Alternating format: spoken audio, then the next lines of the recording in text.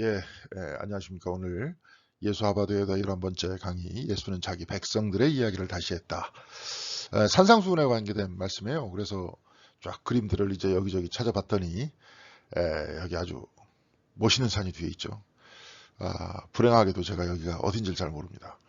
여행을 좀 자주 다녀서 이 산이 어딘지를 좀 알면 좋겠는데 저렇게 저 뒤에 이제 만년설이 쫙 있고 아마 이 동네는 이제 산동네죠. 제가 이제 네팔에는 한 두 번 가봤는데 두 번 다 가봤는데 히말라야에 못 가봤습니다.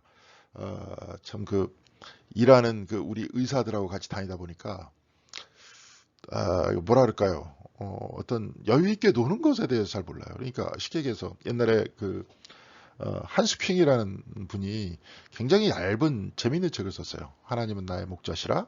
그렇지만 근데 이제 여기 성경 안에 있는 여러 가지의 말씀과 신앙생활에 대한 나름대로의 어떤 고민들을 젊은 사람들이 할 수 있는 고민들에 대해서 잠깐 썼었던 건데 어떤 사람이 이제 굉장히 커다란 어떤 나름대로의 금욕을 실천하려고 했다. 그러면서 굉장히 아름다운 아주 예쁜 고양이가 자기 옆에 다가오는 것도 거기서 마음속에 기쁨을 누리면 안 되니까 금욕해야 되니까 거기서 마치 기쁨을 누리는 것들은 마치 잘못된 것이다 이렇게 생각을 하다 보니까 끊임없이 참고 그랬는데 이제 그때 하나님께서 꿈에 커뮤니케이션을 하기 좋은 게 아마 이제 꿈이라고 기억을 합니다. 제가 나타나셔서 그렇게 말씀하셨다는 거예요. 하나님이 주신 은총을 즐길 줄 알아야 된다. 그렇잖아요. 이 창조 세계를 만들어 놓고 인간을 그 가운데에다가 갖다 놓으시잖아요. 우리 교회도 정원이 있지만 그래서 저번에 한번 이제 친구 목사가 와서 간단하게 말씀을 전했을 때 거기서 그렇게 이야기하잖아요. 이 세상을 하나님께서는 이 우주를 정원으로 만드셨단 말이에요. 그래가지고 정원으로 만드셔서 인간을 그 한복판에다가 두시면서 인간에게 은총을 주셨다. 복을 주셨다. 그렇게 말씀하시지 않습니까?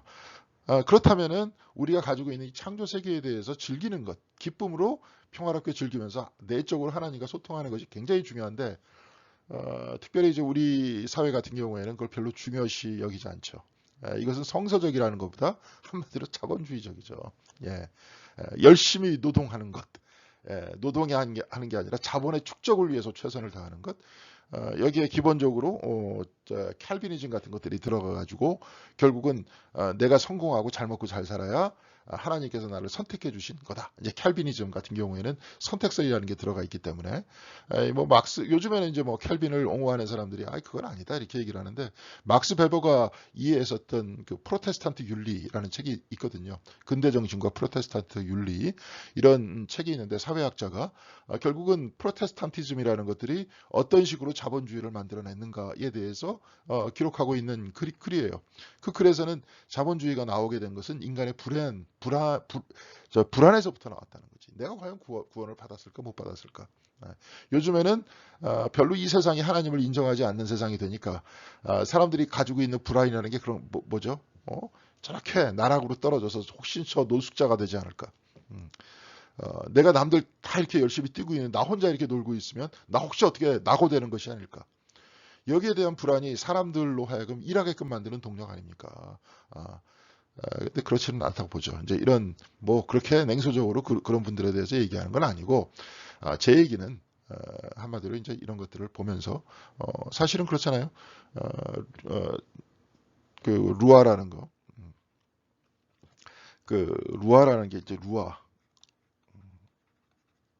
이게 이제 하나님의 숨입니다. 바로 이것이 이제 성령의 원형이에요. 성경책에 기록되어 있는 성령님의 원형입니다. 루아. 루아라는 게 생명 있게 만들잖아요. 인간의 코에다가 하나님께서 이제 아담을 흙으로 만드시고 그 코에다가 생기를 딱 부으시니까 살아있는 생명이 되지 않습니까? 그게 루아예요. 근데 이 루아라는 것, 숨이라는 것들은 그 시편에서도 이렇게 보니까 104편에 아마 기록되어 있을 겁니다. 하나님께서 얼굴을 돌리시고 숨을 쉬시니 다 모든 생명체가 생육하게 됐다.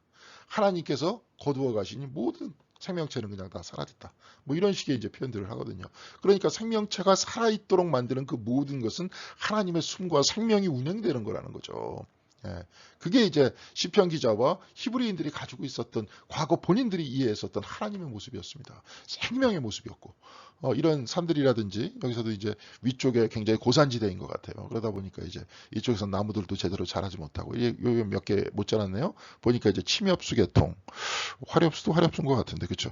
이런 데서는 또 이런 높은 데서는 나무들이 자라지 못하는 바로 이런 곳인데도 불구하고 또 여기도 이제 풀들이 있습니다. 그리고 저 위에 이제 만년설이 있고 또 저런 것들이 내려와서 그렇죠. 그 빙하들이 내려와서 또 물이 되기 시작하고 물의 근원이 되기 시작하면서 생명을 주겠죠. 이런 그 어떤 그 유동 생명의 유동 안에 하나님께서 같이 계시다 하는 이런 형태의 신앙 고백들을 사실은 오늘날 우리들한테 굉장히 필요한 얘기들이죠. 그렇죠? 성령님의 운행.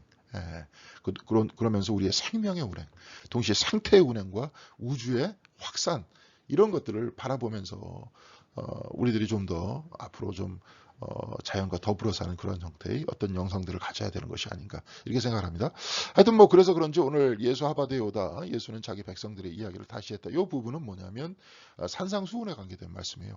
저렇게 높은 산, 뭐 이런 데 꼭대기에서는 아마 가르치질 않으셨겠죠. 너무 높으니까 어떻게 올라가겠습니까? 그러니까 한 이 정도쯤에서 이렇게 빙 둘러앉아 가지고 사람들을 향해서 말씀을 하셨지 아니하였겠느냐 이런 얘기입니다. 뭐 여기에 대해서 뭐 다양한 얘기들이 있어요. 왜 그럼 이런 데다 얘기하냐. 쉽게 얘기해서 예수님께서 한 이쯤에서 얘기하고 사람들은 요쯤에 이렇게 앉아 있어야 이야기들이 다 들릴 거 아니냐. 근데 왜 산꼭대기에다가 앉았을까? 근데 여기서도 이제 오늘 그 하비콕스가 얘기하듯이 어느 자리에 앉아서 얘기했다는 것은 랍비가 앉아서 얘기했다. 랍비가 말씀을 전했다는 뜻이고 산이라는 형태는 어떤 형태입니까? 여기서도 물론 책에서도 여러 가지로 나와 있던데 종교적 상상력이 많아요. 뭐 우리 기독교만이 아니라 다른 종교 역시도 산 같은 데 앉아서 말씀을 전했다 이거죠. 산상수훈이라는 것들은 거의 대부분 보면 우리가 알기로는 그 어떤 모세의 쉽게 대응하는 기독교적인 하나의 어떤 나름대로의 삶의 방식. 제가 한번 영성에 대해서도 한번 얘기했었지만요. 삶의 방식이라고 얘기했습니다. 기독교적 영성을 이야기했던 것이 산상수훈 아닙니까? 근데 모세가 산꼭대기에서 십계명을 받았듯이 예수께서도 산 위에서 우리 기독교인들의 삶의 방식인 영성에 대해서 말씀하셨다는 거예요. 그러면서 제일 앞부분에 팔복에 대해서 말씀하셨죠. 그러면 도대체 이 팔복에 대해서 말씀하신 것이 무엇이냐 하는 내용들을 오늘 이야기하고 있습니다. 그러니까 우리가 팔복에 대한 설교도 많이 들었고 이야기도 많이 들었지만 그게 과연 뭐냐? 뭐 여기서도 이제 쫙 보니까 그런 식으로 해석했던 이유가 있어요. 예, 저도 이제 뭐 이 책을 좀 과거에 읽었었지만 다시 한번 읽어보니까 거기서 나왔던 것이 마르틴 루터가 이 팔복에 대해서 이야기하면서 그 범위를 굉장히 축소했어요. 기독교 안에 있어서의 어떤 가족이라든지 같은 신앙생활하던 사람들과의 인간관계에 관계된 이야기들로만 축소했다 이거죠. 그렇지만 결코 팔복에 대한 내용들은 그런 내용이 아니었다. 그럼 우리들끼리의 인간관계를 위해서 예수님께서 하신 말씀이 아니었다 하는 얘기죠. 그리고 뭐 캐톨릭 같은 경우에는 이것이 말이지 다 적용될 수 있는 것은 아니다. 이런 식으로 또 해설을 했다는 거예요. 그러니까 우리가 이런저런 면들을 한번 다 살펴보면서 과연 팔복에서 본래 얘기하려고 했었던 내용이 무엇이었냐. 또 이것 말고도 이제 제가 가끔 이제 인용하기도 하고 책을 읽기도 하는 건데 얇은 책입니다. Play of Cosmos라고 우주의 기도라는 책이 있는데 이 책 안에서 팔복에 대해서 이야기했던 부분과 주기도문에 대해서 얘기했던 예수님께서 말씀하셨던 것들을 아람어로 그대로 받아들이면서 이 아람어의 본뜻이 무엇이고 우리가 이것을 어떻게 우리의 어떤 기도 특별히 요즘에는 막 몸으로 드리는 기도 뭐 이런 거 하잖아요. 그냥 뭐 관상 기도도 있고 침묵 기도도 있고 그 다음에 뭐 예수 기도도 있고 다양한 기도의 방법들이 있는데 그 중에서 특별히 이제 바디 플레어라고 요즘에 이제 이런 것들이 합니다. 필요한 것 같아요. 저도 이제 몸의 어떤 건강과 어떤 내적인 충만함. 이 모든 것들이 결합돼서 아까도 이제 루아라는 그 어떤 하나님의 숨이라는 것들이 이 지구를 덮으면서 모든 생명체들을 살리는데 그 하나님의 성령과 내 안에 있는 성령 또 우리 바깥의 모든 생명체를 살리는 모든 성령님께서는 모든 어떤 피조물 안에 거하고 계시는 내재하시는 분이시니까 이 모든 것들 하나로 통합하면서 나를 내려놓고 어떤 뭐라 그럴까요? 하나님과 하나가 되는 이것이 이제 어떤 중세의 어떤 신비가들이 가지고 있었던 생각들이었고, 뭐 시편에서라든지 뭐 여러 가지 어떤 하나님을 찬양하는 지혜 문서 안에서 발현되는 하나의 어떤 영성 아닙니까? 특별히 이제 요즘과 같은 생태계가 파괴되고 자연이 막 이런 식으로 되고 있는 이 세상에 어떻게 기독교적으로 응답하면서 우리는 달리 살 것인가, 여기에 대해서 얘기할 때 굉장히 필요한 형태의 기도겠죠. 근데 하여튼 그렇게 이해하는 방식도 있고, 오늘과 같이 예수하바데오다에서 하비콕스가 바라볼 때, 이건 이제 이분은 역사적 예수를 공부하면서 결국은 그 역사적 예수가 오늘 우리들한테 무슨 의미가 있는가, 이 부분에 대해서 이제 연구하셨던 분이었기 때문에 이분 같은 경우에는 이것이 결코 그냥 단순하게 축소된 인간관계라든지 교회의 필요에 의해 가지고 재단될 수 있는 그런 말씀이 아니다. 이것은 굉장히 해방의 메시지가 있고, 동시에 로마의 억압에서 억압을 당하고 있는 백성들에게 새로운 희망과 소망을 가져다주는, 하나님 나라의 소망을 가져다주는 굉장히 어마어마한 말씀이었다. 이것들을 오늘 하비콕스는 얘기하고 있습니다. 이제 제가 여기서 이제 오늘 그 책 서문에 기록되어 있는 이야기들 한번 이렇게 말씀들을 이렇게 쫙 나눴어요. 좀 글씨체가 좀 다르게 확 들어와야 되니까. 글씨체가 좀 너무 다르니까 확 들어오지는 않습니다. 근데 좀 구분을 위해서 일부러 이렇게 썼습니다. 마태복음 5장 1절에 예수께서 무리를 보시고 산에 올라가 앉으시니 제자들이 그에게 나왔다. 예수께서 입을 열어서 그들에게 가르치셨다. 여기서부터 시작하죠. 산상수훈이. 마태복음 5장 1절에서부터 시작하는데, 안나 카미엔스카, 아주 그 시가 아주 현실적이고, 산상수훈을 묵상하면서 자기 자신의 어떤 삶 속에서 이 이야기들, 누가 복이 있다 하는 것들을 기록을 하고 있는 그런 말씀입니다. 그런데 이제 여기서 보니까 노동자들이에요. 가난한 사람들이에요. 그들이 복이 있다 하는 것들을 산상수훈을 통해서 얘기하는데, 바로 이 말씀이, 이 시가 하비콕스의 마음에 콱 와닿았던 거죠. 이제 보니까 그랜드 피아노를 10층 양복장과 관들로 운반하는 이들. 관이라는 건 이제 관뚜껑이 아니라 이제 그런 거겠죠. 어떤 관, 어떤 뭐라 그럴까요? 미술관 뭐 이런데, 음악관 뭐 이런데요. 나무 한 단을 들고 지평선 너머로 쩔룩이며 걸어가는 할아버지. 뭐 우리식으로 보면 참 그 삶 속에서 나는 안 이럴 것이다 이렇게 생각을 했었지만, 나이가 드셔서 너무너무 가난하시니까 박스를 모아서 어, 리어커에 모아서 쩔룩이면서 사람들의 눈총을 받으면서 행길로 지나가시는 할아버지. 아마 그렇게 이야기를 하면 더 마음에 와닿겠습니다. 쐐기풀 혹은 혹부를 달고 있는 할머니. 풀을 가지고 다니는, 항상 이 할머니도 비슷하겠죠. 나무 한 단을 들고 아니면 박스를 들고 다니는 할머니. 많이 보잖아요, 우리가. 빈 보드카 병으로 가득한 유모차를 밀고 가는 광인. 노숙자들입니다. 아마 우리는 이제 보드카병이라는 게, 굉장히 보드카라는 게 독한 술이니까 아마 이제 우리는 소주병이겠죠.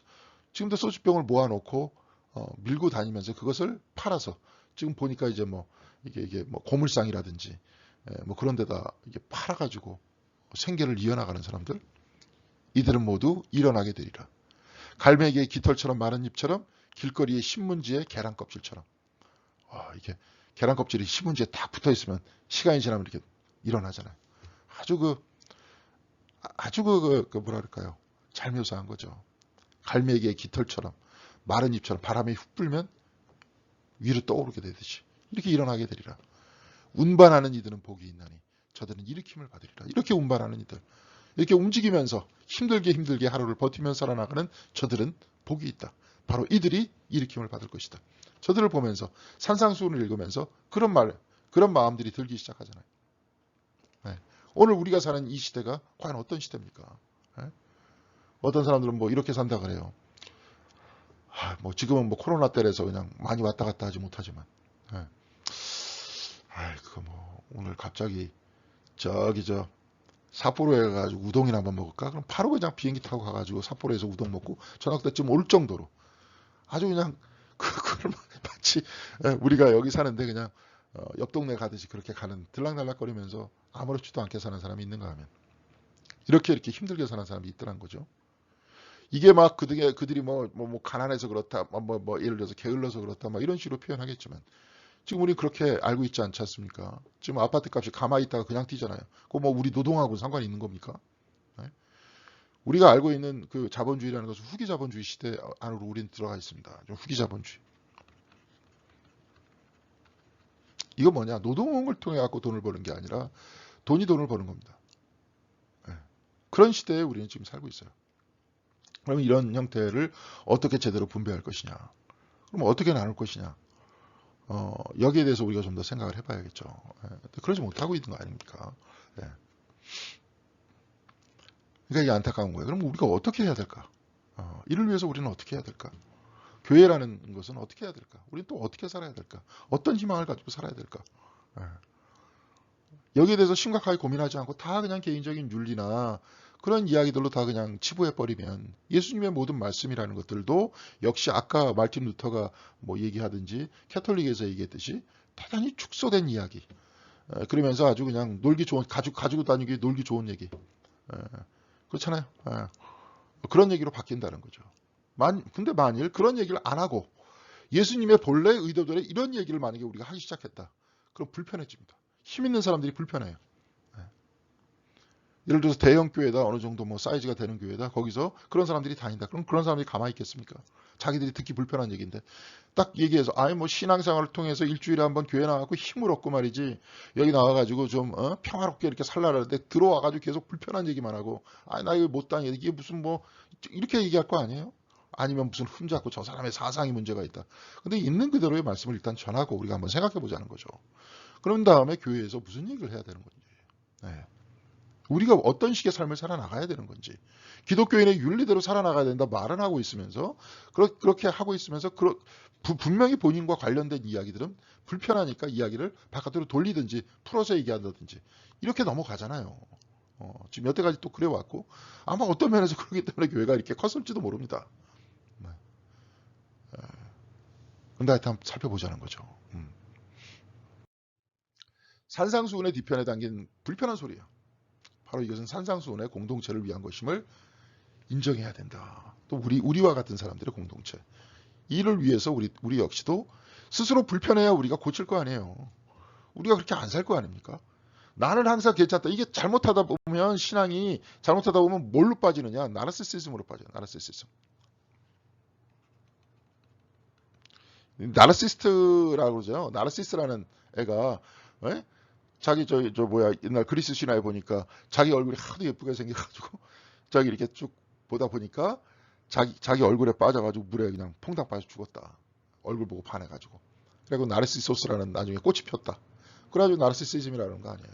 자기가 그냥 잘났다. 자기가 잘못 없다. 모든 결국은 자기로 되는 거. 잘 보세요. 그런 사람은 많습니다. 어떤 사람은 아예 그냥 신앙인들을 비판할 때 예전에 저 김영민 교수라고 감신대에 있다가 부산대학교로 가신 분이 있는데 그리고 그 사람이 영화에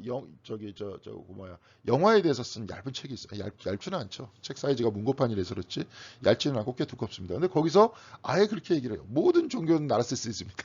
예, 그 종교 철학을 한 사람인데 결국은 자기 자신으로서 결론이 난다. 자기가 최고다.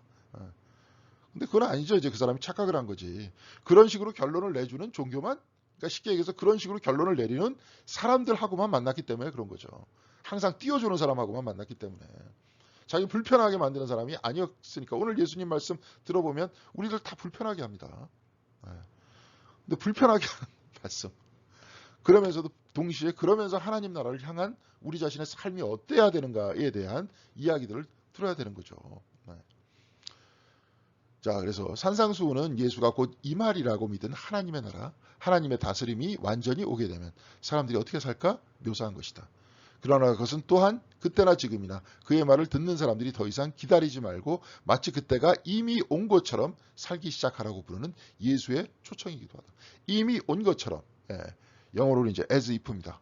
여기서 이제 좀 있다가 같이 나오듯이 as if요. 바울도 마치 그런 것처럼 바울은 뭐라 그러냐면 다 지나간다 세상 것들이. 그러니까 이 세상에 살 때 마음속으로는 영적으로는 부유한 것처럼 살아라.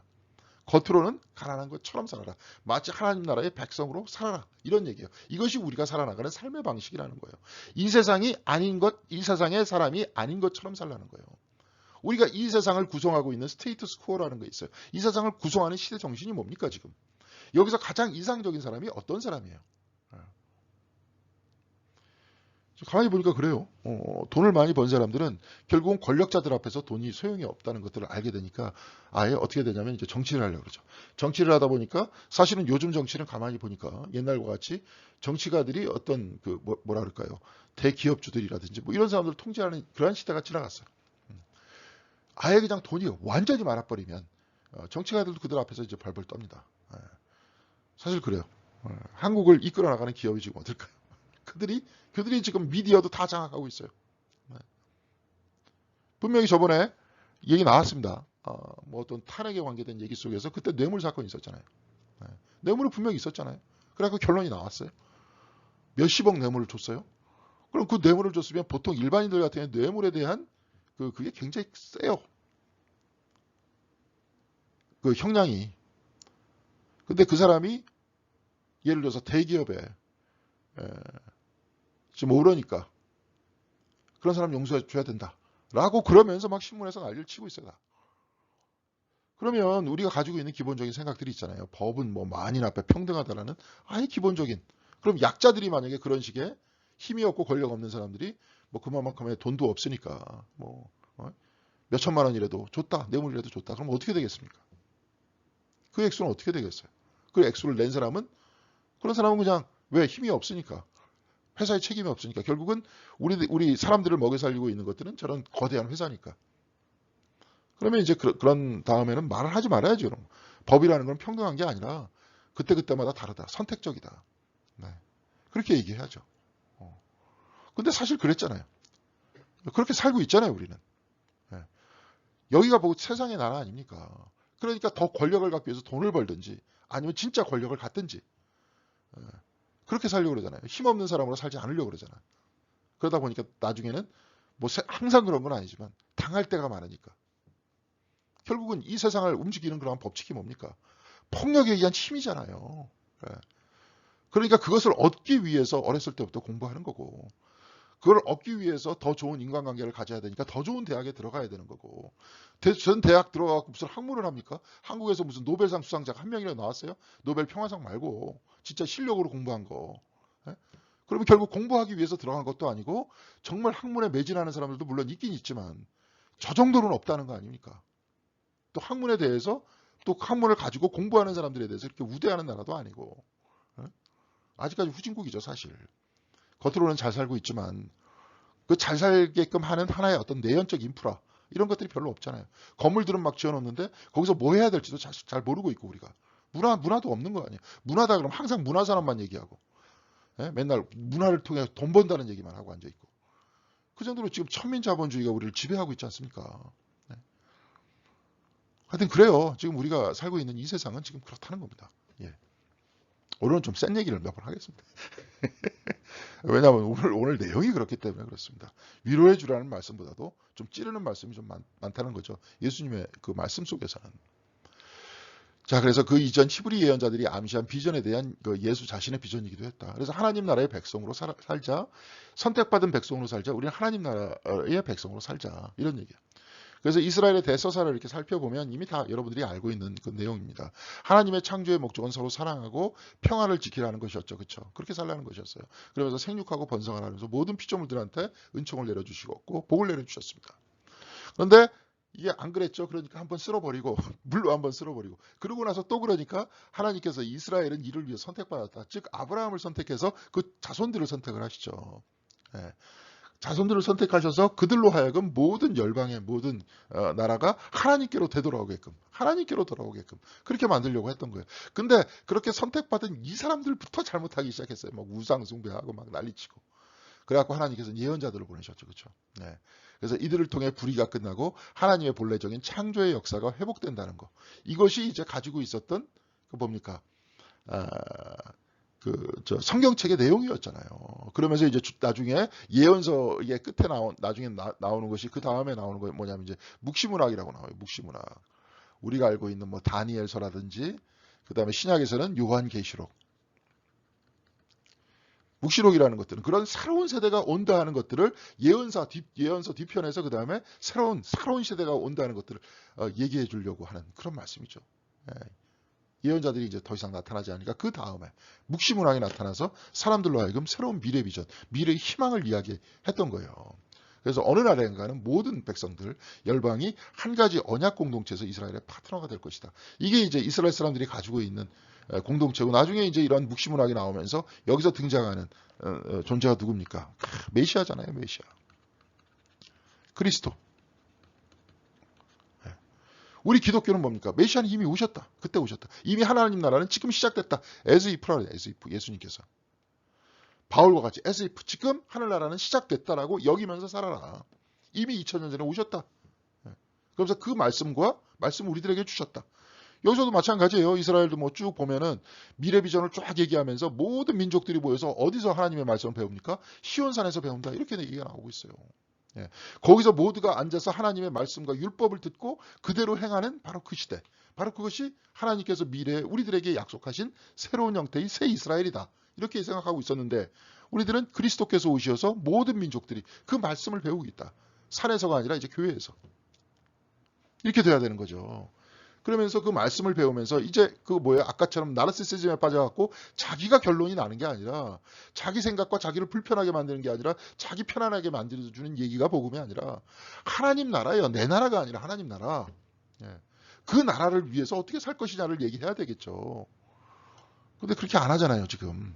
예? 결국은. 그렇죠? 예. 우리를 지배하고 있는 시대 정신, 아까도 얘기했잖아요. 돈, 물질주의잖아요. 자본주의잖아요. 예. 거기서 나름대로 성공했던 사람들, 그 재산을 지키기 위해서 살아나가고 있는데 교회에 나와서 또 그것에 대한 이야기를 반복적으로 듣고 있죠. 네. 그렇지 않습니까? 그러고 나서 이제 거기에 대해서 성경 안에서 그렇지 않지 않냐, 오늘 예수님 말씀도 받고 그렇지 않잖냐라고 얘기를 하면은 말이 어떻게 나옵니까? 그 다음부터 이제 빨간색이다 이제 얘기하기 시작하시죠. 보니까 저도 그렇게 많이 당했습니다. 성경에 있는 말씀 얘기하는데, 한번 보겠습니다. 그 다음에 이스라엘은 이 이야기를 여러 가지 목소리로 얘기했습니다. 그러면서 이제 여기서 우리 성경책 쭉 보면은 계절마다 찾아오는 예식이라든지, 그렇죠? 무슨 번제 같은 거 드리잖아요. 무슨 제사 같은 거 드리고 예식 드리고 뭐 절기가 많잖아요. 절기가. 그걸 통해서 계속 끊임없이 반복되는 게 뭐예요? 하나님 나라에 대한 비전이에요. 열방이 하나님께로 다 향한다. 우리도 하나님께로 향한다. 예. 자꾸 우리도 헛소리 하지 말고 엉뚱한 마음 먹지 말고, 그러면서 절기에 재현하고 성경마다 민담을 통해 연습하고, 끊임없이 또 여기서 이제 랍비들이니까 그 이야기를 들으면서 재생하고 그들의 법과 풍속이 암호처럼 이제 법과 풍속이 암호처럼 이제 새겨 넣었어요. 뭐 이런 것도 있잖아요. 하나님은 한 분이시니 오히려 마음과 뜻과 정성을 다해서 그냥 오로지 그냥 하나님만 사랑해라. 이 이야기를 12개 묶고 여기다 묶고, 예, 그 다음에 문지방에다가 문설주에다가 딱 붙여놓고 부지런히 그것을 강론하고, 왔다 갔다 할 때마다 문지방을 왔다 갔다 할 때마다 손을 얹어놓고 하나님은 한 분이시단 말이지. 열방도 다 그렇게 한 분 하나님을 향해서 오게 되는 바로 그때를 이제 꿈꾸었던 것 아닙니까? 그때야 진짜 샬롬이고 평화가 오는 바로 그 시대다라고 생각했던 거 아니에요. 그리고 모두 다 그 줄거리를 다 알고 있어요. 여러분들 다 알고 있을 거 아닙니까? 대충은. 줄거리가 아까 그 줄거리잖아요. 하나님께서 선하게 창조하셨는데 인간이 하나님을 떠났고, 결국 하나님께서 예언자들을 보내셨고 뭐 성경책을 보내셨고 다 보내셔가지고 이 일을 통해 가지고 더 어떻게 하는 겁니까? 하나님께로 다시 돌아오게 해서 하나님의 말씀을 배우고 다시 사랑하면서 평화롭게 사는 거. 뭐 여러 가지 딴 게 아니에요. 그거 아닙니까? 그것은 그들이 하나의 민족으로 이제 묶어주는 것이었던 거죠. 나사렛 랍비 예수는 이를 잘 알고 있었고요. 여러분들 다 잘 알고 있지 않습니까? 그런데 그때 당시의 상황은 뭐냐면 무자비한 로마의 식민 정책, 그 백성들로부터 그들의 위험을 앗아갔대요. 식민지 정책. 제사장들의 부패는 사람들을 분노케 했대요. 그래서 백성들을 하나로 묶는 대신 상호가 아니라 상호 갈등입니다. 다시 말해 상호 갈등과 적의의 원천이 됐대. 제사장들 때문에. 자, 이렇게 됐어요. 지금 우리의 시대는 또 어떤 걸까요? 우리의 시대, 우리의 무자비한 식민지 정책, 우리는 식민지 정책은 아니지만 우리나라 지금 통일하고 싶어. 통일 안 돼. 뭐 때문에 안 되는 거예요?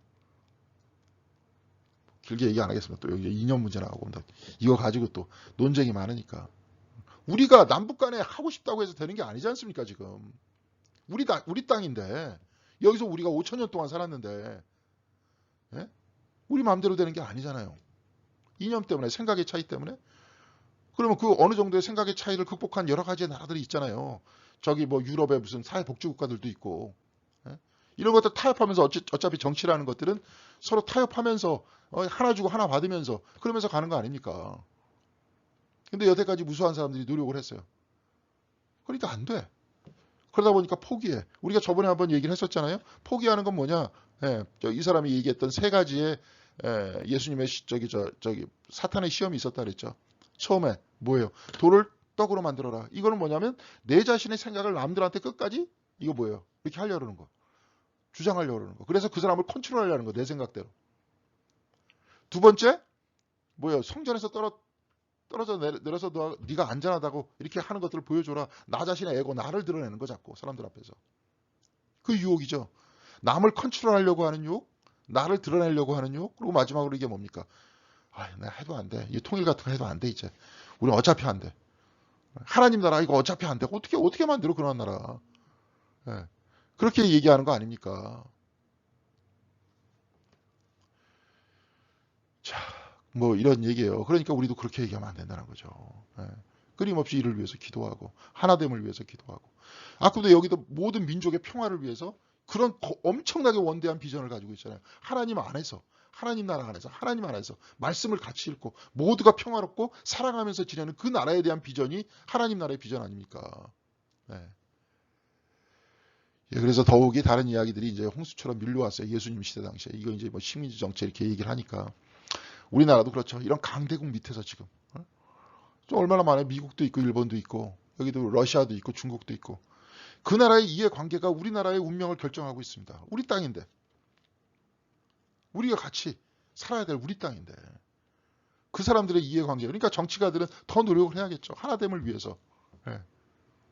서로 적대하고 싫어하고 미워하는 것이 아니라. 예. 그걸 위해서 어떻게 노력을 해야 될까? 고민해야 될 거 아닙니까? 더욱이 다른 이야기들이 이제 또 예수님 당시에 홍수처럼 밀려왔는데 동방으로부터 오는 무역인들은 그들의 무역선과 낙타 캐라벤에다가 그쪽 구세주에 관한 이야기들을 싣고 왔다. 그쪽 구세주예요. 그쪽 구세주. 성경의 구세주가 아니라 그들의 구세주. 근데 이게 특별히 이제 그쪽 구세주라는 거는 이제 로마에 대한 이야기를 막 각색하고 섞었다는 거죠. 로마의 군대들은 그들의 휘장에다 신이라고 믿어진 로마 황제의 상징들을 붙이고 다녔죠. 막 독수리 같은 거 붙이고 다니고. 뭐 이걸 신화 시작해서 이상하게 뭐 독수리 뭐 미국 뭐 저쪽 이렇게 얘기할 필요는 없고 그들이 믿던 신이에요. 그들이 믿던 신. 우리 같은 경우에 이제 우리나라 같은 경우에 돈 5만 원권 쫙 붙이고 다니.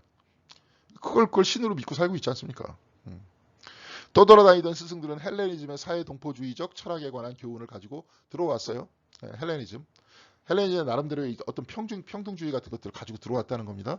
뭐 헬레니즘이라는 게 그때 당시에 이제 특별히 어떤 플라톤이라든지 아리스토텔레스, 특별히 플라톤의 이데아의 어떤 보편성 얘기하죠.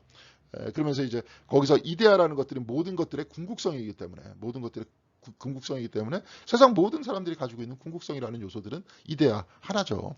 그러니까 이제 그런 형태의 어떤 평등주의라든지 이런 교훈을 가지고 막 유대인들 사이에서 그런 사람들 떠돌아다니면서 그런 얘기 듣고 막 들어왔다는 거예요. 이런 식의 불협화음을 내는 뒤죽박죽의 상황이었다는 거죠. 막 이런 헬레니즘 가지고 들어왔죠. 로마에 있어서 권력 위주의 힘이 지배하는 사회. 그러니까 사람들은 현실주의자들은 이렇게 생각할 거 아니야. 아이, 무슨 교훈이고 뭐가 다 필요 없어. 무슨 하나님 나라야. 그 불가능한 나라 그거 얘기하지 말고 가장 강력하게 우리가 여기서 살 수 있는 건 뭐냐. 로마의 힘 밑이야. 저거만 가지고 있으면 돼. 저 힘만 가지고 있으면. 우리 식으로 얘기하면 돈 가지고 있으면 돼. 정치가들하고 선 대고 있으면 돼. 그럼 다 해결되는데 무슨 복잡하게 말도 안 되는 그 추상적인 얘기를 자꾸 해.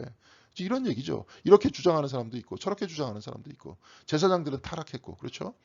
로마의 식민지 정책이 막 그렇게 가혹하게 사람들한테 내와서 한번 말씀드렸지만 자기가 번 돈의 70%를 세금으로 뜯기고 사람들은 그래갖고 도저히 못 살 것 같으니까 돌아다니면서 그냥 불황자가 되고 도둑이 되고 사회에 이제 반사회적인 인물이 돼가지고 이놈의 사회에 그냥 다 뒤집어 엎어야 된다.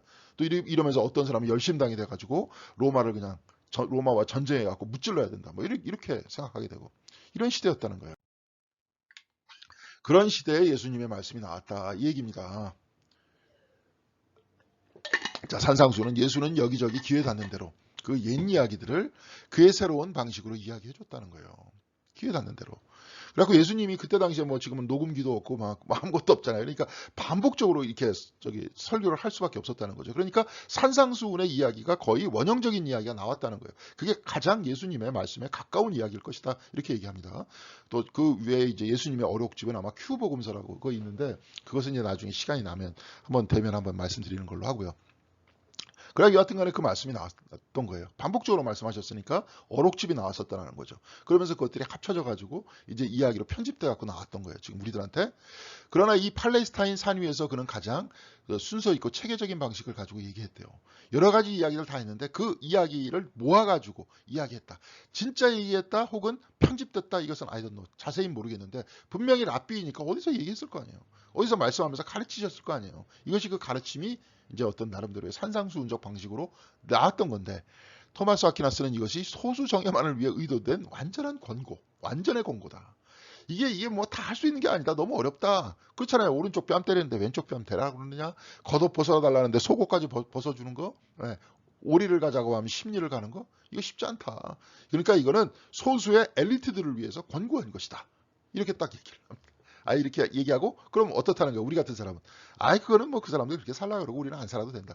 자꾸 이제 신학자들이 하는 그 역할이라는 게 이런 식으로 이렇게 말장난하면서 이 이야기를 약화시켜요. 오히려 이것을 도전받아야 되는데 우리가 그러면서 우리가 이 나라를 위해서 적어도 이것이 우리가 살아내지는 못하지만 그래도 일부는 살아내면서 협력하면서 서로 격려하면서 가야 되는데 그래야 세상이 바뀔 거 아니에요. 이런 식으로 얘기하면 언제 세상이 바뀝니까? 이렇게 완전한 사람들을 위한 소수 정예자들은 저 수도원에 들어가서 그들끼리만 살면 되지. 근데 수도원은 다 벽이 있잖아요. 그러니까 이런 식으로 이제 자꾸 얘기하는 겁니다. 이런 사람들은. 자기는 이렇게 안 살면서. 자, 에마누엘 칸트는 이제 이 사람 같은 경우에 윤리적 절대 명령이라는 거예요. 이것이 정한 명령. 저 칸트 같은 사람은 이 사람은 윤리가 종교니까 이 사람은 특별히 뭐 딴 게 없어요. 뭐 도덕적으로 사는 것. 바로 이것이 이제 이 사람한테는 신앙이었어요. 이 사람은 철학자보다도 거의 신학자입니다. 칸트와 이제 헤겔 같은 사람은 자 에른스트 르랑이라는 사람이 이제 예수전을 썼는데 그것은 목가적 환상이다. 이게 도대체 일어나지 않는 목가적 환상이다. 이제 이런 식으로 썼고요. 각하했고 레프 톨스토이는 문자 그대로 다 따라해야 할 그리스도의 법이다. 그렇게 이야기를 했어요.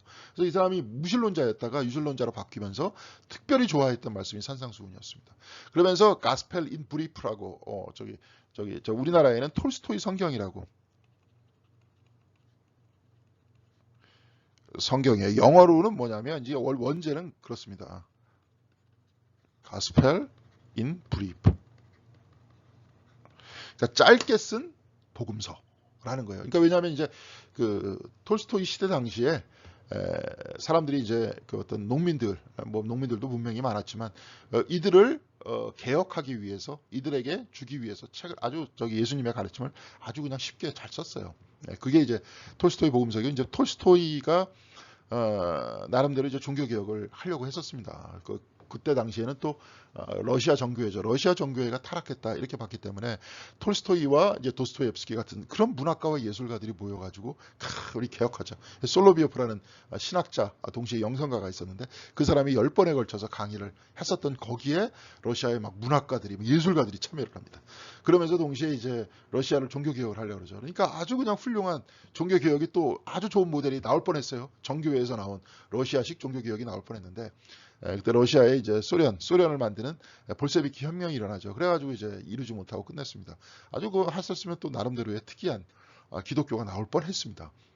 자, 이 톨스토이의 가스펠 인 브리프를 아주 좋아했던 사람이 이제 또 마하트마 간디예요. 그래서 샤타그라하라고 진리 파지를 위한 영감의 원천. 라고 생각을 했어요. 그러면서 여기서 비폭력 무저항주의가 나가는 거죠. 그러면서 무저항이라는 것들은 뭐예요? 막 싸우고 뭐 돌 던지고 이러는 게 아니라 안 한다 그냥 나는. 그러니까 예를 들어서 영국에서 무슨 뭐에 대해서 세금을 매긴다. 그러니까 이제 전매권 사업이라는 것들이 특별히 소금을 가지고 다 전매 사업을 했었거든요. 그러니까 이제 소금 농장을 스스로 만드는 겁니다. 우리끼리 만드는 거예요. 그 소금 농장 못 만들 게 막 때리면 그냥 맞으면서도 난 만들어. 너희 때리면 뭐 감옥에 집어넣으면 그래 들어가겠다. 들어가면서 나는 그냥 만드는 거예요. 뭐 예를 들어서 말도 안 되는 세금 같은 거 내면 안 내는 거예요. 그래갖고 막 안 내면은 또 막 그냥 집안에 들어가고 난리치고 난리쳐. 난 안 내. 또 때리고 그럴 거야. 그럼 때리면 맞아줄게 안 해. 이게 이제 판디가 얘기했던 무저항 비폭력주의입니다. 오른쪽 뺨 때리고 왼쪽 뺨 맞는 거예요. 그러면서 내가 이것을 볼 때, 내가 볼 때 이거는 말도 안 되는 거다. 이건 평화를 지키기 위해서 난 이걸 해야 된다. 그러면 그대로 가는 거예요. 그게 진정으로 용기 있는 사람이죠. 뭐 쟤네들이 총 쏜다고 같이 총 쏘는 사람이 용기 있는 사람입니까? 때린다고 같이 때리는 사람이 용기 있는 사람이에요. 때리면서도 맞더라도 나는 그렇게 안 한다는 사람이 용기 있는 사람이죠. 이제 그러면서 이제 그렇게 영감의 원천을 이렇게 봤던 거예요. 그러면서 이 산상수훈을 그렇게 한 사람이라도 아주 이렇게 실천하는 사람이 있으니까 이교도래도 마하트마 간디와 같은 기독교인이 아니잖아요. 그렇지만 아주 그냥 그 복음서는 좋아했던 사람이었는데 이 사람이라도 어떻게 됐습니까? 한 시대를 변혁시켰고 굉장히 위대한 세계적인 스승이 탄생한 거 아니에요. 예. 그러니까 그렇게 봐야 돼요. 그렇게 봐야 되는데 자꾸 이렇게 토마스 아퀴나스 같이 자꾸 빠져나가려고 자꾸 이렇게 얘기하면 안 된다 이겁니다. 아예 그러면은 이렇게 얘기하는 게 솔직하죠. 나는 잘 못하지만 같이 합시다. 예. 이렇게라도 좀 했으면 좋은데. 예. 그러나 많은 사람들이 알고 싶어하는 다른 한 가지에 대해서는 이게 침묵하고 있다. 그의 말을 듣는 사람이 과연 누구였는가 과연. 토마스 아퀴나스처럼 진짜 소수 정예만 들었냐. 예? 아니면 그냥 모두 다 들었냐. 모든 사람이 다 들었냐. 근데 중요한 것은 있다. 이게 뭐냐면 누가 있었던 그의 말씀이 그 후 지금까지 계속 울려서 톨스토이 같은 사람, 아예 그냥 저 인도의 간디 같은 사람한테까지도 계속 울려갔잖아요. 예. 주변부로요. 여기 좀 주변부로. 유대 주변으로 퍼져갔고요. 또 하나의 전설을 믿을 수 있다면 성 프란체스코와 함께 동물의 세계까지 다 갔대. 프란체스코가 막 동물들 앞에서 막 그 말씀을 전했다 그러잖아요. 근데 전했다 그러니까 막 들었다 그러대. 그럼 이제 전설 같은 얘기죠. 그죠? 근데 그 사람이 항상 어떤 아주 동물을 사랑했던 사람이었다. 그러다가 이제 이야기가 이렇게 흘러나왔을 수도 있죠. 아주 동물을 사랑하고 예뻐하고. 그러면서 그 시 중에서도 이렇게 보면 기도문 중에서도 보면 태양 형제 달 자매 이렇게 얘기하잖아요.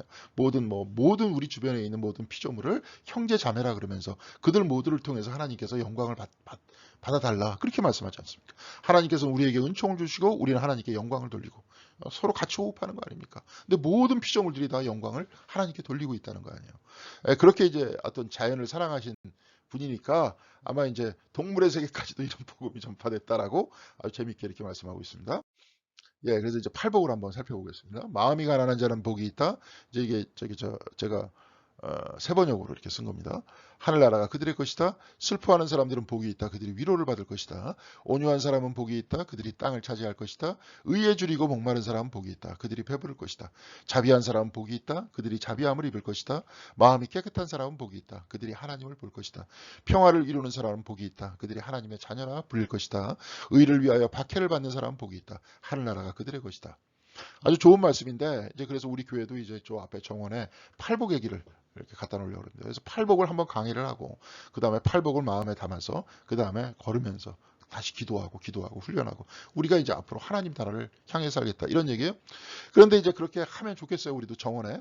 근데 너희가 나 때문에 모욕당하고 박해를 받고 터무니없는 말로 온갖 비난을 받으면 너희에게 복이 있다. 너희는 기뻐하고 즐거워하라. 하늘에 너희 받을 상이 크기 때문이다. 너희보다 먼저 온 예언자들도 이와 같이 박해를 받았다. 자, 11절서부터 12절은 여기에 대한 보론입니다. 그렇죠? 그러면서 어디에 대한 보론이에요? 그 10절에 대한 보론입니다. 의를 위해서 박해를 받는. 그러니까 이 보론을 이렇게 길게 하는 거 보니까 10절이 굉장히 중요한 얘기예요. 근데 사실은 이 이야기들이 또 평화를 이루는 사람은 복이 있다. 이 모든 얘기들이 아까 뭐예요? 로마 식민지 안에서 타락한 종교인들 안에서 뒤죽박죽의 세상 안에서 그 안에서 예수님께서 전해주었던 말씀이었다. 그 시대를 정리하면서 마치 막 혼돈과 같은 그러한 그 형태 안에 질서, 물을 가운데 이렇게 가르고 율법이 그 가운데 지나갔던 마치 여호수아서에서 나타난 이야기와 같이 모세가 홍해를 갈랐던 이야기와 같이 이런 혼돈의 시대에 질서를 부여하는 말씀이었다. 근데 이 질서는 과연 어떤 거냐? 하나님 나라죠. 하나님 나라. 네. 하나님 나라입니다. 근데 이제 요 다음에 한번 봐요. 근데 화에 대한 말씀도 있었다는 거예요. 팔복에 대한 말씀, 팔복의 말씀이 이제 마태복음에 기록되어 있다면 누가복음에서는 평지설교를 하시거든요. 말씀이.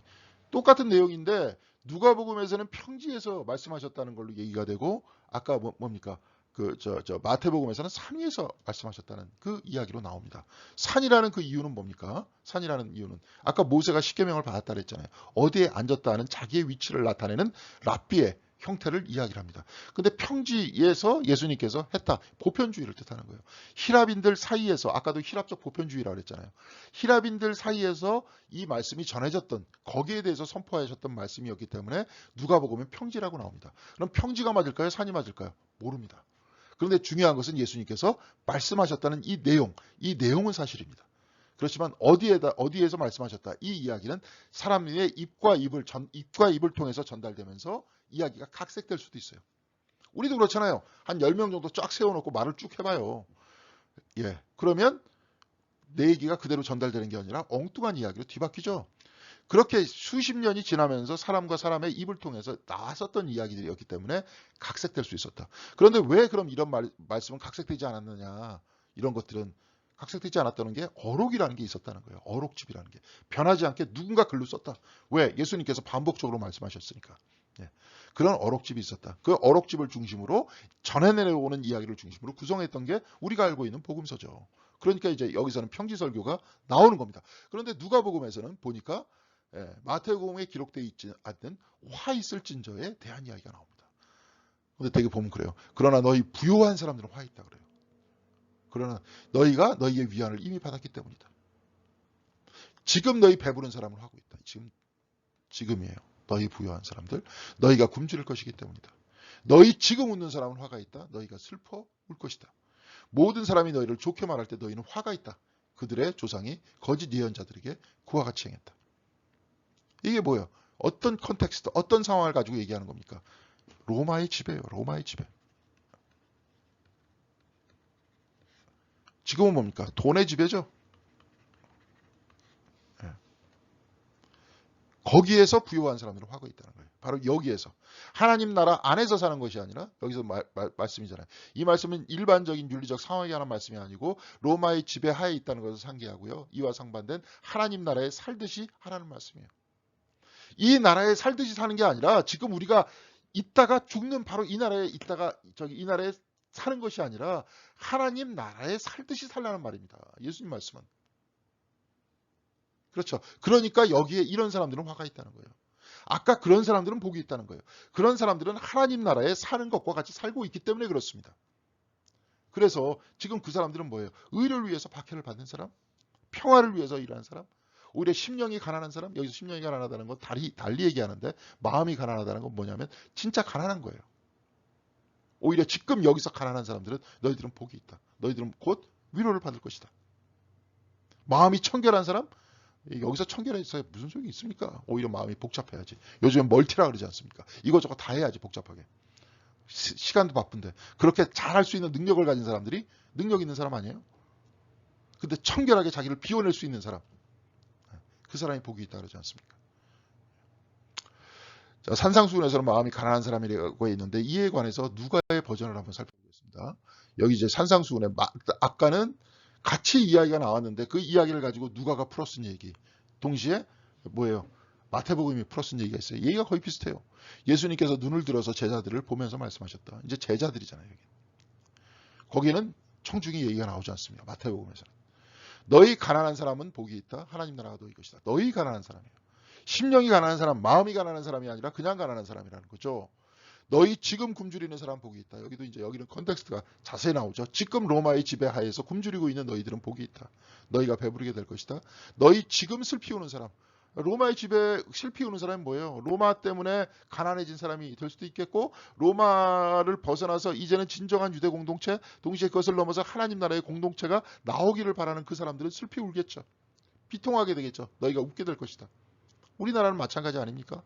지금 이 땅에서 우리가 서로 하나된 민족 안에서 주변에 있는 국가들과 평화를 누리면서 번영하면서 잘 살면서 또한 동시에 우리는 하나님 나라 백성이니까 서로 베풀면서 나누면서 사는 바로 그 나라. 가난한 사람들이 없는 나라. 예. 바로 그런 나라를 우리가 만약에 비전을 꿈꾸게 된다면 지금 이 나라 안에서 이렇게 분단된 나라 안에서 이렇게 서로 헐뜯는 나라 안에서 돈이 최고인 나라 안에서 예. 그런 나라 안에서 너희가 배부르고 그런 사람이 무슨 의미가 있겠느냐. 하나님 나라는 화해하고 하나됨의 나라 아니냐. 용서하는 나라 아니냐. 같이 하는 나라 아니냐. 그런 나라를 꿈꿔야 될 거 아니냐. 물론 우리나라뿐만이 아니라 주변에 있는 모든 나라와도 화해해야 될 거 아닙니까. 좀 유럽 같은 데 가면 그게 아주 제가 부러워요. 한 나라 옆 나라를 갈 때 그냥 옆 나라를 가는 게 아니라 경기도에서 뭐예요? 강원도, 뭐 충청도 이렇게 가는 것 같아요. 예. 그 나라 들어갈 때도 여권에서 뭐 찍지 않습니다. 그냥 보여주면서 지나가요. EU가 하나의 나라가 됐기 때문에. 우리도 좀 그랬으면 좋겠어요. 예, 우리도 저기 저 뭐예요? 뭐 중국도 그렇고 러시아도 그렇고 북한도 그렇고 뭐 그냥 여권 보여주면서 그냥 왔다 갔다 하고 예. 여행 갈 때도 마찬가지. 예. 또 사업도 거기서도 뭐 영국 사람이 어디 가서 사업하고 그러잖아요. 그렇게 화해의 형태가 나타나게 된 건 뭐예요? 정치 의식이 우리보다 훨씬 발전돼서 그런 거 아니에요? 거기서는 정치가들이 어떤 비전을 가지고 있는 거예요? 지금 이런 비전을 가지고 있는 거 아닙니까? 배려의 비전? 그 비전. 우리가 알고 있는 성서적 비전이 될 수도 있겠고, 철학적 비전이 될 수도 있을 거 아니에요. 이런 형태의 철학과 성서와 같은 어떤 신앙에 있어서의 영성의 자기 비전들이 없는 사람들이 정치를 한다면 불행해지는 거 아닙니까? 예. 이게 굉장히 중요한 얘기인 것 같아요. 사람들이 너희를 미워하고 인자 때문에 너희를 배척하고 지금 인자가 전해주는 말씀. 사람들이 우리를 미워하는 이야기가 과연 뭘까? 그때 당시에 사람들은 내가 그냥 미움당한다는 게 아니라 내가 옳은 일을 하기 위해서 정말 화해의 일을 위해서 하나님 나라를 위해서 내가 살아나갈 때 나는 배척받고 사람들이 미워한다. 욕하고 누명을 씌울 때 너희들은 오히려 복이 있다. 그날에는 기뻐하고 뛰놀라. 그날 하나님 나라가 되는 날. 하나님 나라가 임재하는 바로 그날. 아니면 하나님 나라가 비스끄름하게 만들어지는 바로 그날. 하늘에서 받을 너희의 상이 크다. 하나님 나라의 상이 크다. 그들의 조상이 예언자들에게 이같이 했다. 참 가슴 아픈 얘기지만 또 그렇죠. 마음이 가난하다는 것은 단념하거나 참거나 적당히 넘어가겠다는 것을 의미하지 않는다는 거예요. 그것은 절망적인 것, 심지어 완전히 망가진 것을 뜻하는 거예요. 하비콕스는 그렇게 얘기했어요. 중세 영성가들은 특히 에카르트 같은 경우에 마음에 가난하다는 것은 뭐냐면 비움을 뜻하는 거예요. 비움. 텅 비움을 뜻하게 얘기했거든요. 그런데 하비콕스는 나는 그렇지 않다 생각한다 그러면서 이렇게 얘기하는 거죠. 그것은 참된 가난의 가장 잔인한 면, 하루하루 입에 풀칠할 것도 없이 버티려는 것, 절망적인 상태가 곧 마음의 가난한 상태라고 얘기했던 거예요. 그렇게 이야기한다는 거예요. 그러면서 하비콕스가 보기에 거기에 연결되는 말은 뭐냐? 슬퍼하는 사람은 복이 있다. 하나님이 그들을 위로할 것이다. 여기와 연결된다는 거예요. 마음이 가난한 것은 정말 가난한 사람을 얘기하는 것이고 그렇게 슬퍼하는 사람은 하나님께서 그들에게 위로가 될 것이다. 이렇게 현실적으로 말씀하셨다는 거예요. 하비콕스가 보기엔. 과거 그들의 조상들은 이집트와 바빌론의 억압 밑에서 슬퍼하고 신음했다. 이제 로마인들과 그들의 현지 하수인들이 똑같이 피해를 주고 있다. 그러나 그들의 다스림도 곧 끝이 난다는 것이다. 오만한 로마 군대는 비록 그 휘달리는 깃발과 찬란한 군기와 함께 영원히 패배하지 않을 것이라는 환상을 가지고 있었지만 다른 강대국처럼 그들의 아첨쟁이 주구들을 끌고 함께 멸망하게 될 것이라는 그런 얘기들이었다는 거예요. 그렇죠? 우리도 그렇잖아요. 어떤 나라가 영원히 갑니까? 지금 미국이 강대국인 것 같지만 미국도 세워진 지 200년 좀 넘었잖아요. 우리나라도 지금 대한민국이 세워진 지가 얼마 됐습니까? 우린 민족적으로는 뭐 5천년이다 뭐다 이렇게 얘기를 하지만 우리도 여기 모든 국가들은 영원하지 않습니다. 근데 특별히 제일 중요한 건 그 시대를 지배하고 있는 로마의 군대. 그런 군대는 뭐예요? 그 휘날리는 깃발과 함께 패배하지 않을 것이라는 환상을 가지고 있지만 로마 망하잖아요. 안으로부터 멸망하죠. 사실은. 또 그러면서 이렇게 얘기합니다. 온유한 사람은 복이 있다. 그들이 땅을 차지할 것이다. 여기 온유란, meek란 그것은 인내심을 가지고 참는 것을 뜻한다는 거예요. 그래서 시편 37편을 언급하고 있다는 것이다. 자기가 볼 땐. 그러면서 시편 37편 8절엔 노여움을 버려라. 격분을 가라앉혀라. 안달하지 말아라. 이런 것들은 자신에게 해가 될 뿐이다. 그러면서 11절에 겸손한 사람들이 오히려 땅을 차지할 것이요. 그들이 크게 기뻐하면서 평화를 누릴 것이다. 그 나라는 온다. 그 나라는 오는데 거기에 대해서 막 빠듯빠듯 화내고 막 얘기하면서 참지 못하고 막 난리 쳐봐라. 혈압만 높아지고 자기 자신한테 해가 될 뿐이다. 오히려 겸손하게 그 나라가 오기를 믿고 붙들면서 희망하면서 살아나가라. 그 나라는 분명히 온다. 하나님 나라는 분명히 온다. 평화의 나라는 분명히 온다. 사랑하면서 살아나가는 나라는 분명히 온다. 우리가 볼 때는 인간들은 지금 절망적이잖아요. 절망적. 내가 볼 때는. 그런데 계속 희망적인 말씀을 하십니다. 주님께서는. 뭐 지금 생태계가 막 그냥 파괴되는 모습을 보면서 인간의 미래에 대해서 절망적이죠. 그렇지만 주님께서는 그렇게 말씀 안 하세요. 그러면서 거기에 대해서 노여움을 버려라. 지금은 뭐 절망한다. 그 절망이라는 건 뭐예요? 한마디로 우울하다. 우울이라는 게 하나의 어떤 시대 정신 아닙니까? 계속 그냥 인간이 뭐 하겠어. 뭐 이러면서. 그런데 그 나라가 아니다. 분명히 하나님 나라로 온다. 그런 얘기예요. 그들은 폭력적으로 악한 자들을 향해 안달하지도 말고 그들을 닮으려고 하지도 말아야 한다. 예. 그들은 하나님 나라를 기다리는 사람들은 폭력적으로 악한 자들을 향해 안달하지도 말고 그들을 닮으려고 하지도 말라는 거예요. 예. 하나님의 행사가 느리다고 생각될지라도 그의 반응을 기다리라고. 예. 그러니까 그들 보지 말고 우리가 우리 안에서 하나님 나라의 백성인 것처럼 살아라. as if. 예, as if. 그렇게 살아라. 우리가 살 수 있는 방식은 뭡니까? 그렇게 사는 겁니다. 지금 아까 산상수훈에서 가르치는 그러한 방식대로 사는 겁니다. 누가 뭐라 그러든 우리는 그렇게 살면 되는 겁니다. 그러면서 제일 끝에 온유한 사람과 같이 안달하지 말고 우리는 천천히 하나님의 뜻이 이 땅 위에 나의 삶 속에 이루어진다는 믿음 안에서 그렇게 살아나가라는 거죠. 그러면서 평화를 이루는 사람 복이 있다. 그들이 하나님의 자녀라고 부를 것이다. 예수가 이 말을 할 때 그것은 결코 애매한 것은 아니었다는 거예요. 이것은 로마의 이데올로기의 정면으로 도전하는 것이었다는 겁니다. 로마 제국의 명예와 합법성을 뒷받침하는 가장 중요한 주장은 로마가 홀로 평화를 이루는 자라는 것이었다. 홀로. 로마가 홀로. 근데 주님께서는 뭐래요? 평화를 이루는 자다 해서 우리 모두가 평화를 이루는 자가 될 수 있다. 네. 근데 로마는 자기들의 팍스, 평화라는 혹은 평화를 유지시킨다는 이해 타산에서 끊임없이 전쟁을 일으키면서 평화에 대해서 말하는 기술을 터득했대요. 계속 전쟁을 일으켜갖고 자기가 정복해. 그래갖고 법에 의해서 통제해. 반란을 못 일으키게 해. 그러면서 사람들이 꼼짝 못하는 바로 그 상태를 평화라고 얘기했고 그때 당시에 전쟁이 없고 예를 들어서 뭐 반란군들이 없고 그런 시대를 뭐냐면 팍스 로마나라는 표현을 썼어요. 로마의 평화라는 그렇게 의미를 했어요. 얘기를 했어요. 네. 그러나 랍비 예수가 말하고 제시했던 평화는 팍스가 아니라 샬롬이었다는 거죠. 그것은 황제의 이름으로 무자비하게 강제된 평화가 아니라 하나님의 선물로서의 평화예요. 하나님께서 주신 평화. 이것은 상류계층이 안달복달하는 위안이나 그것을 잃어버린 사람들의 한 맺힌 소극성. 나 저거 뺏어야 된다. 저거 못하겠는데 내가 못 뺏어. 그러니까 아주 그냥 열만 받아. 그냥 미워만 해. 이렇게 특징 지어지는 그런 평화가 아니었다는 거죠. 그것은 예언자들이 노래하고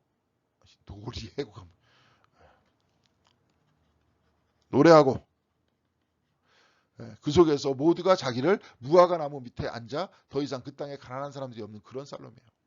역동적인 샬롬이에요. 모두가 하나님께서 받은 그 평화의 선물대로 하나님께서 주신 그 탤런트를 사용해서 서로가 서로를 돕고 살아나가는 바로 그런 사회. 네. 사도행전에서도 그렇게 나와 있었죠. 바로 그런 사회. 이게 샬롬이었다는 거죠. 이것은 실로 어려운 비전이었다는 거죠. 그렇죠? 어렵잖아요.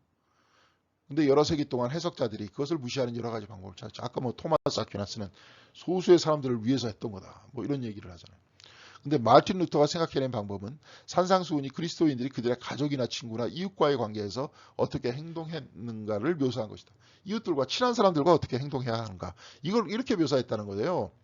그래서 만약에 이를 공중의 영역, 공공의 영역에 적용하라는 것은 시민생활의 질서를 주시려고 하나님이 안수하신 구조에 도전하는 것이다. 루터는 그렇게 얘기했어요. 아예 바깥의 사회는 그렇게 돌아가는 거예요. 어차피 그렇게 돌아가니까 프로테스탄트가 하는 건 뭐냐 그냥 가까운 사람한테 이렇게 하고 그 다음에 우리는 그냥 윤리적으로 사는 것이다. 이 어떤 소시민들을 향한 그러한 이야기들이 어떤 그 프로테스탄트의 얘기였으니까 그렇죠? 그렇게 얘기하는 것이라고 주장했어요. 우리 그냥 저울줄 속이지 말고 바깥에서는 한 그 정도만 하고 여기서 산상수훈에서 얘기하는 거 가까이 있는 사람한테 그렇게 하고 그래서 고전적인 캐톨릭의 반응은 종교적 삶을 사는 사람들이 이런 가르침에 따라 지도를 받아야 하지만 그것은 사람을 다스리는 일이나 특히 필요 없는 경우 전쟁을 해야 할 때 적용될 수 없는 거예요. 선택적으로 적용할 수 있다. 필요할 때만 적용하자. 필요할 때 없는 거죠. 뭐 이런 거 얘기할 때마다 다 불편한데 얘기할 필요가 없는 거 아닙니까? 근데 말은 저렇게 얘기하면서 피해 나가려고 했다는 거죠. 그러니까 아까 토마스 아퀴나스도 마찬가지. 그 다음에 여기 캐톨릭도 마찬가지. 그 다음에 마틴 루터도 마찬가지. 이렇게 얘기하면서 그냥 싹 피해 나갔다는 거예요. 그런데 이 가르침의 적용의 범위를 축소하려는 모든 노력에도 불구하고 팔복 그리고 화들은 계속해서 몇백만 사람들의 고뇌와 양심의 뭔가를 지금 끊임없이 얘기하고 있다는 거죠. 지금도 우리들한테 도전이 돼야 되는 겁니다. 그러면 이거 로마 시대, 로마의 어떤 그 로마가 지배하는 그런 컨텍스트 안에서 그런 상황 안에서 나와 있는 말씀인데 우리 식으로 그냥 자기 혼자 그냥 위로하는 그런 형태의 말씀인가? 아니면 모두를 향한 말씀인가? 모두의 변형을 향한 말씀인가? 그러면서 새로운 세상과 이 세상의 질서가 아닌 하나님의 통치 질서를 바라보면서 우리는 그렇게 살아야 하는가? 그러면서 동시에 우리는 마치 그와 같은 나라 안에서 살고 있다는 듯이 우리는 그렇게 살아야 한다. 그러면서 그런 나라가 반드시 올 것이다 라고 이야기하는 이 희망 속에서 살아야 하는 거 아닌가? 그렇게 주님께서는 말씀하셨다는 거죠. 자, 팔복이 쉽지 않습니다. 원래 그 있는 그대로 바라보면서 개인적으로만 이렇게 바라봐도 쉽지 않은 말씀인데, 이것을 가만히 보니까 공동체 안에서 그렇게 마치 그것과 같이 살아야 된다라고 가르치고 있습니다. 예수님의 특징들은 뭐냐면 강자에는 강하고 약자에는 약하세요. 세상은 거꾸로잖아요. 강자에는 한없이 약하고 약자는 자기가 다 밟아버리고. 근데 예수님은 강자한테는 강하고 막 헤롯한테 여우라 그러고 빌라도 앞에서도 까딱도 안 하고, 그 대신 뭐예요? 병들어 있는 자들을 위해서 찾아가시죠. 샌들이 닳도록 찾아가십니다. 예. 야이로의 딸 죽었다니까 찾아가고, 병들었다니까 찾아가고, 예. 약자한테 한없이 약하세요. 어린아이들을 가운데 들어서 올리시면서 너희들이 이 아이들을 닮으라 그러고. 자, 그런 말씀입니다. 우리는 지금 강자한테 강하고 약자한테 약하면 어떻게 될까요? 삶이 편안해지지 않겠죠. 그런데 주님께서는 그런 식의 말씀을 하시지 않습니까? 네가 그렇게 올바로 살아나가려고 할 때, 하나님 나라를 향해서 살아나가려고 할 때 박해를 받을 것이다. 그리고 또 그 나라의 평화를 위해서 네가 그 나라를 향해서 살아나갈 때 너희들 역시 불편해질 것이다. 그렇지만 너희들은 곧 위로를 받을 것이고 하늘에 받을 상이 크다. 그렇게 말씀하고 계십니다. 자, 이런 이야기들은 바라보니까 대단히 현실적인 얘기였다. 우리 자신의 현실적인 얘기였고, 우리가 이것을 관념화시키고 피하고 우리 자신의 개인적인 이야기로 다 희석화시켜서 하려고 한다. 그렇지만 이 하나님 나라는 분명히 미래를 위한 비전과 새로운 나라에 대한 이야기들을 해주고 있다는 그런 내용이었습니다. 자, 여러분 수고하셨고요. 오늘도 산상수훈 다시 한번 읽어보시고, 이것이 여러분들한테 만약에 로마의 컨텍스트 안에서 이랬다면 우리의 삶에서는 또한 어때야 될까 하는 것들을 구체적으로 여러분들이 생각하시면서 오늘 한번 그 산상수훈의 도전 속에서 앞으로도 살아나가시는, 예수님께서 이렇게 가르치셨으니까요. 이런 도전 속에서 살아나가시는 여러분들이 다 되시기를 바라겠습니다. 예, 수고하셨습니다. 감사합니다.